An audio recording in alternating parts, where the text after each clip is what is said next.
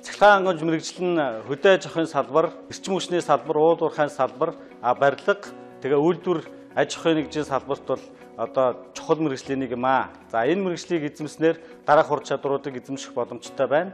Эрчим хүч, уул уурхай, барилга, за хөдөө аж ахуйн салбар болон үйлдвэр аж ахуйн нэгждэх орчин үед одоо автоматжлагдсан, электроникчсан, за суурийн стенд багаж тоног төхөөрөмжүүд дээр ажиллах боломжтой. Электроникийн элементүүдийг ур чадварыг бүрэн эзэмших боломжтой мэргэжил юм аа.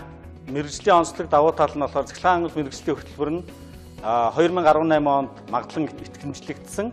Хос хөтөлбөрөөр Орос улсын улс, Бүгд найрамд Хятад ард улс, за Канада, Америкийн нэгдсэн улс гэх мэт одоо улсуудад хос хөтөлбөр хэрэгжиж байна. Хос хөтөлбөр нь бол хос дипломтой төгсөх боломжтой байгаамаа.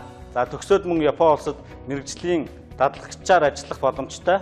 За Монгол улсын эрчим хүчний доктортой найдвартай ажиллагаа эрчим хүчний салбарын хүрээлэн буй орчинд үзүүлэх сөрөг нөлөөг бууруулж ногоон хөгжлийг дэмжих за шийдвэр гаргахад чухал үүрэгтэй. Хөдөө аж ахуйн үйлдвэрлэлийг эрчим хүчээр хангах, цахилгаан хангамжийн зураг төслийг боловсруулах, тооцоолох, орчин үеийн цахилгаан тоног төхөөрөмжийг одоо тохируулж, оншилж засварлана.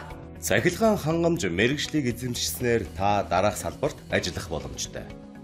Цахилгаан эрчим хүч, уул уурхай, барилгын салбар, хөдөө аж ахуйн үйлдвэрүүд болон хувийн хвшлийн байгууллагуудад цахилгааны инженер, зураг төсөл тооцооны инженер, диспетчер, мастер, сургалт эрдэм шинжилгээний ажилтан, цахилгааны техникч мэргэжилтнээр ажиллах боломжтой. Иймд цахилгаан хангамж мэргэжлийг сонгон суралцахыг урьж байна.